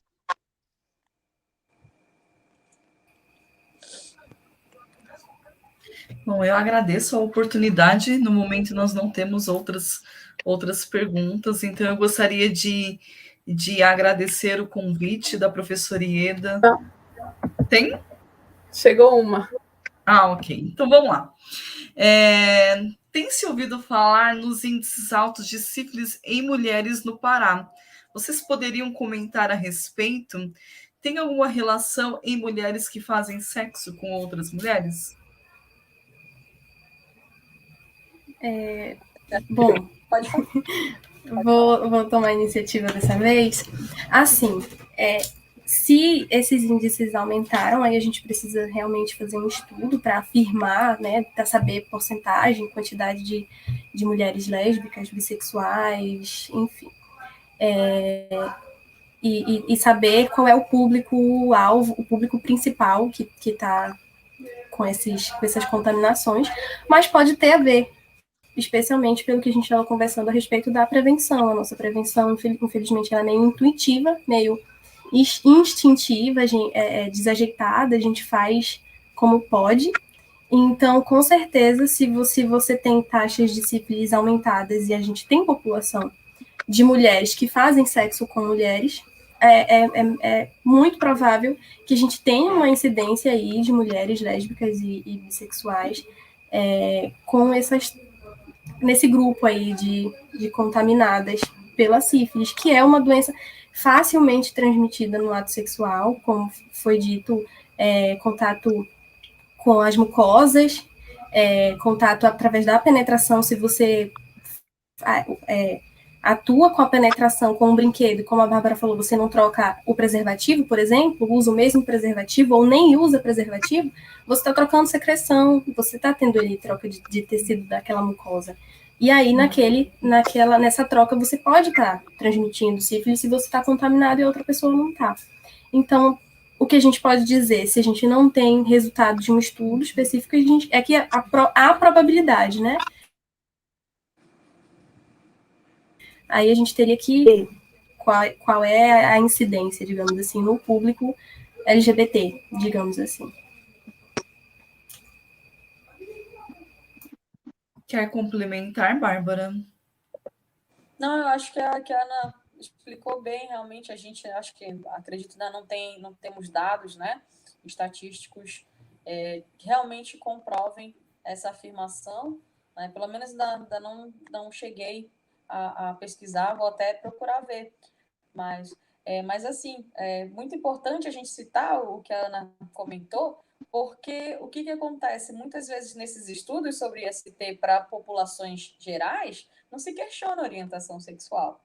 Então, você tem, mais uma vez, né, a invisibilização. Então, a gente não sabe como é que estão os índices nessas mulheres que têm práticas sexuais com mulheres, né, com pessoas que têm órgão genital, vaginal, útero. Então, assim, muitas vezes a gente joga essa população numa massa grande e não tem como separar aquelas populações e subpopulações e dizer realmente, olha, o risco foi maior nessas mulheres bissexuais, nessas mulheres lésbicas, que faziam essa prática e essa prática, o sexo oral, vaginal, o sexo, penetração vaginal, penetração anal. Então, seria muito importante que os próximos estudos que a gente passasse daqui para frente incluísse essas nuances, né?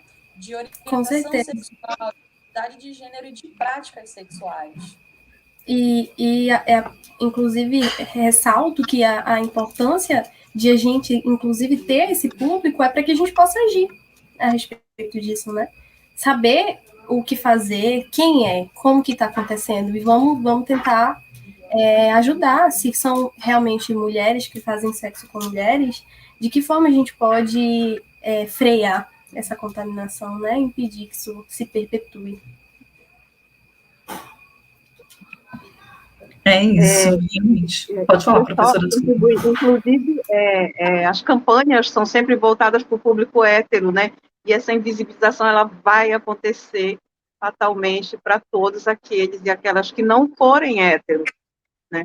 Normativos, que não estão também dentro do contexto binário, né? Até onde as campanhas se interessam por quem não é hétero, né? E talvez esse estudo definindo quem são, né, quais as conformações das relações das pessoas envolvidas, desse aí material para se pensar, de repente, né, as empresas pudessem aí pensar, dizer assim, vamos pensar dispositivo, porque a gente vai ganhar dinheiro com isso, e talvez a gente conseguisse aí dispositivos interessantes, né, construído para uma população que é invisibilizada sempre.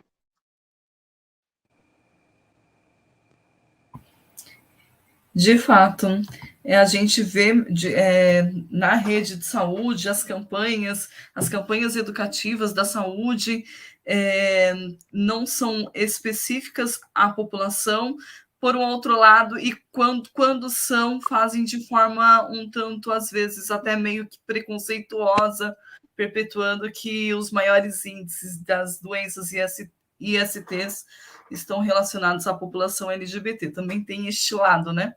Que é como se as pessoas hétero ou as pessoas cis não também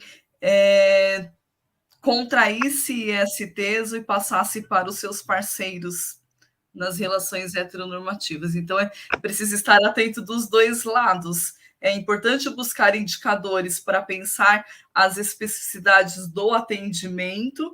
Por um outro lado, a gente tem que ter um cuidado para não dizer que são as pessoas LGBT os maiores dos indicadores de doenças e ISTs também.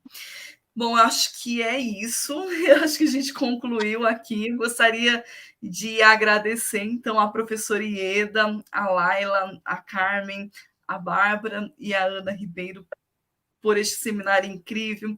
Obrigada pela oportunidade de estar aqui novamente. Me coloco à disposição para outros trabalhos tão incríveis como este. Professora Ieda, a gente tem que se encontrar pessoalmente.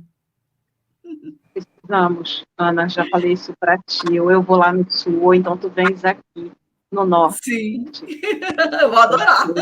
A gente merece, sabe, não ficar sempre atrás da tela.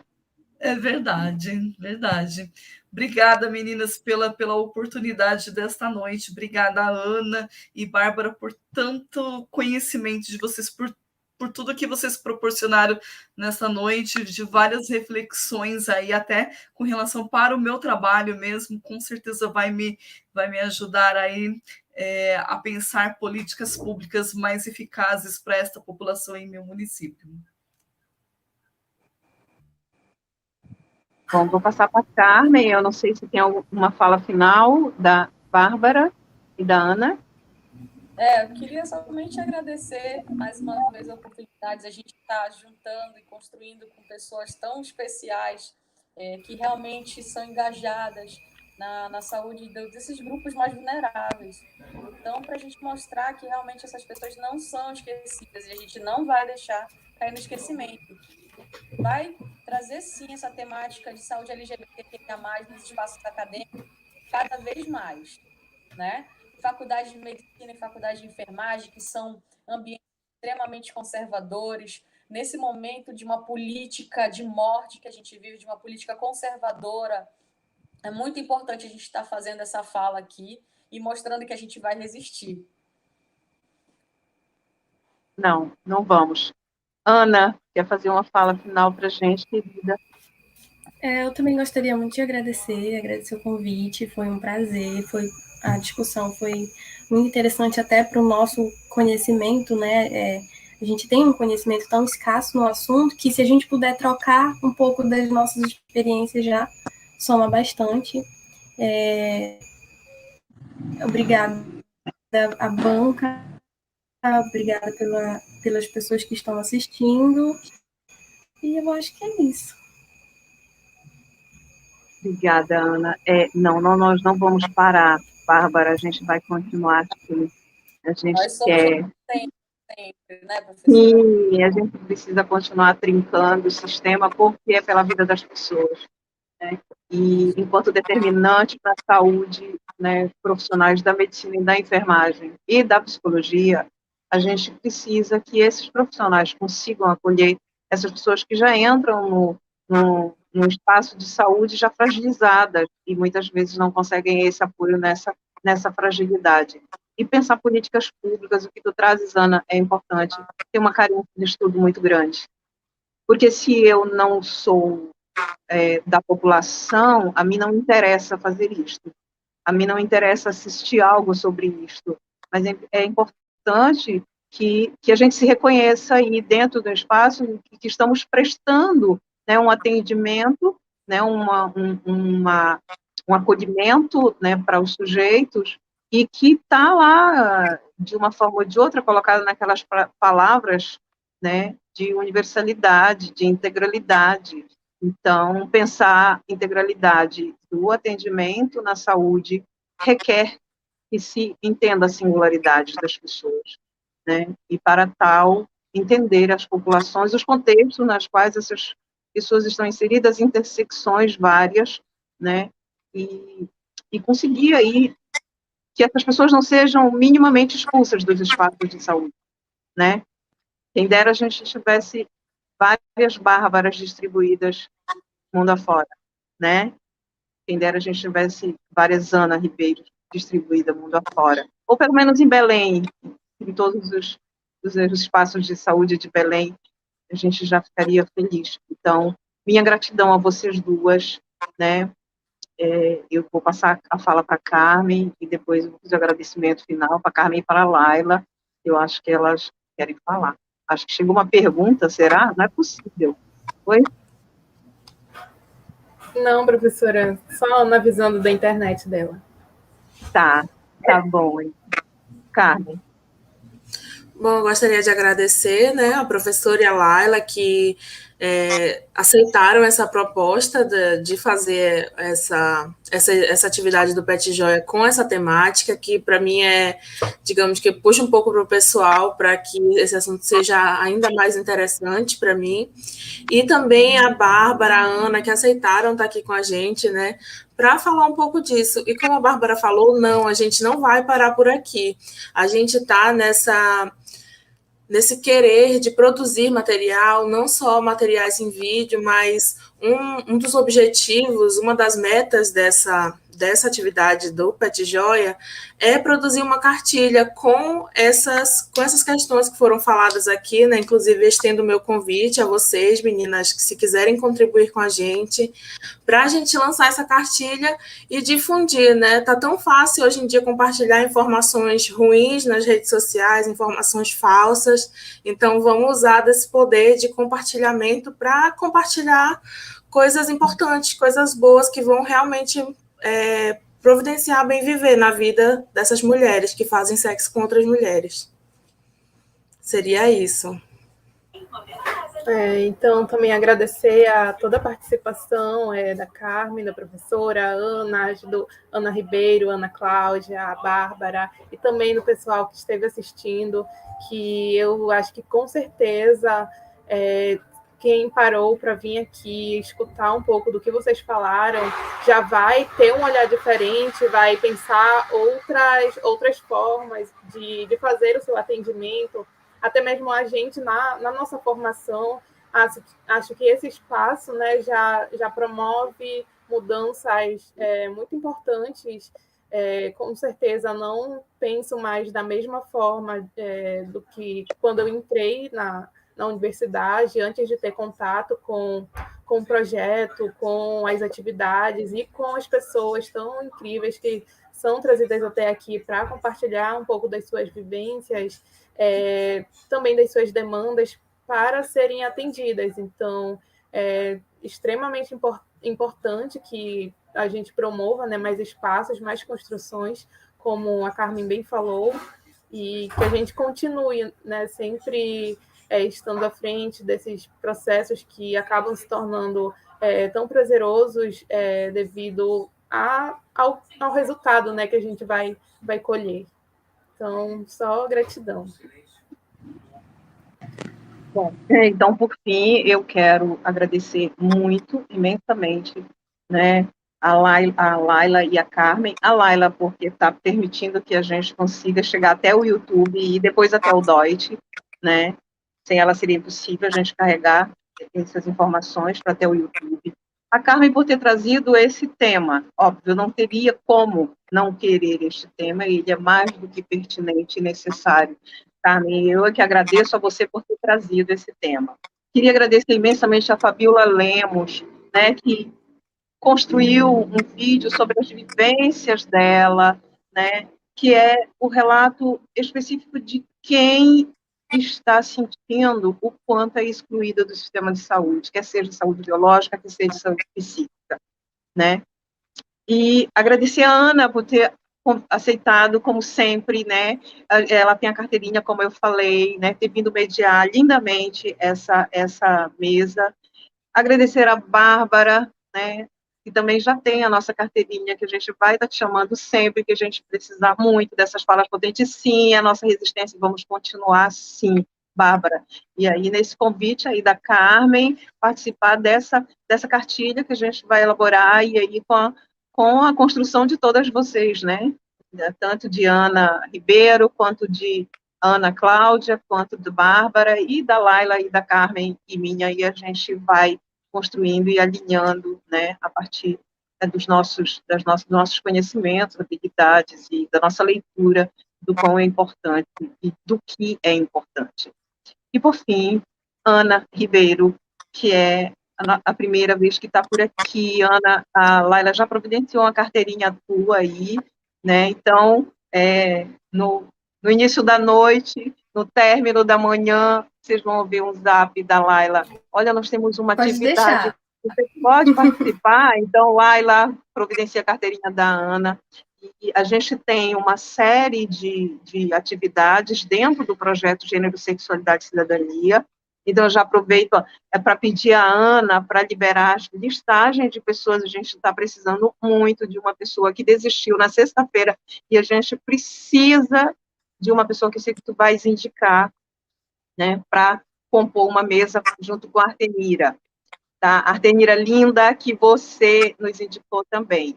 Então, a Laila já vai te pedir isso, né? E a gente, nessas atividades, a gente vai andar aí dentro da população LGBT, na verdade, alinhado a gênero e a orientação sexual, né? Então, vão ser vários recortes aí que a gente vai trazendo, e não se admirem se, de repente, vocês serem chamadas de novo aí, né, no pedido da Laila, tá? Então, minha gratidão. Seja bem-vinda, Ana Ribeiro, à nossa equipe, tá? E vamos construindo e continuamos produzindo e resistindo a todo esse momento. E, por fim, fora Bolsonaro. Um abraço a todos e todas que estão nos assistindo, as bolsistas e os bolsistas do PET, Medicina e Enfermagem, voluntários do Projeto Rondon e voluntárias, que estão aí acompanhando, o pessoal da equipe do projeto. Gratidão. Muito obrigada pelo momento. Importantíssimo, gente. Um beijo e até a próxima.